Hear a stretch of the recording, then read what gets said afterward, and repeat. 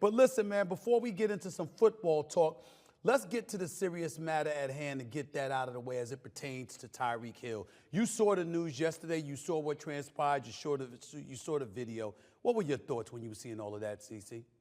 Well, definitely a very troubling situation. One thing that we have to realize as professional athletes, entertainers, that on the way doing to get to our job, there's a lot of people that are doing their job. Now, I'm going to say that again. On the way to doing our job, there's a lot of people that are doing their job. And I've been a resident of South Florida. You know, you got a crib down here in South Florida. So seeing people with money and fancy cars, that's not a big deal. But these are life-threatening situations. And you don't expect to ever see an NFL player detained, let alone being handcuffed, being face down. Steve, the heat index was 100 degrees yesterday.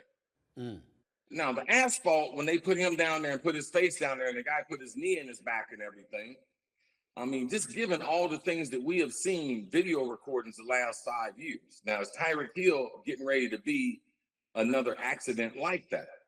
Now, I got a great deal of respect for law enforcement here in South Florida, but obviously there was a miscommunication that we end up getting an NFL star face down outside of his stadium, outside of his work complex, several of his teammates watching, and another one of his teammates was handcuffed. Calais Campbell, Who would never play the game with Tyreek Hill, but had seen that and was disturbed enough that I'm not going to leave him right here. Very disturbing situation. And you know that he couldn't have done too much wrong with NFL investigating because they wouldn't have had him on the field. So now to see him get his composure, to have the contribution in the game the way he did later in the game, man, that's very, very difficult. Not a lot of humans can able to do that, be face down, handcuffed, and then be the star of a football game a couple hours later. no question about 130 receiving yards, an 80-yard touchdown catch that pulled the game within 17-14 after they were trailing 17-7. Major props to the cheetah himself, Tyreek Hill. The thing that really resonated with me was a couple of things. Number one, you had him on the ground, and I remember when Scotty Scheffler got arrested, we saw him being pulled away. He was detained, ultimately arrested. He was in handcuffs. We didn't see him face down on the ground. You've been living in Florida for over 30 years, if I remember correctly, so you know a thing or two about how they do business down there, law enforcement and beyond. And I'm of the mindset that, okay, who knows what was said, who knows what would happen. You didn't have him in handcuffs, you wanted to get him in handcuffs. But then he stood up. And then you saw him surrounded by 3 officers. And still another officer comes around the back and forcibly gets him to sit down again. And I'm like, he's already in handcuffs. He's no threat. Why are you doing something like that? And to me, that made me so angry because once again, it contributes to thoughts of dehumanization of the black man and particularly the black athlete when it comes to stuff like that. That was my impression.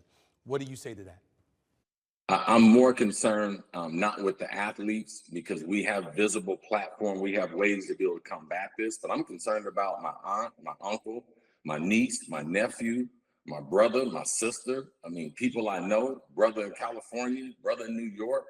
I mean, this is just how we have been treated for years. And now even our most prominent people are still, you know, their fame it doesn't make you absent of not facing this type of brutality.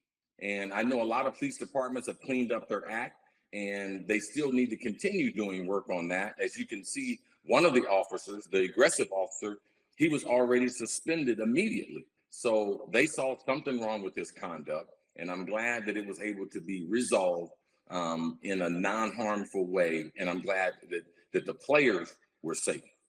Got you. Talking to the one and only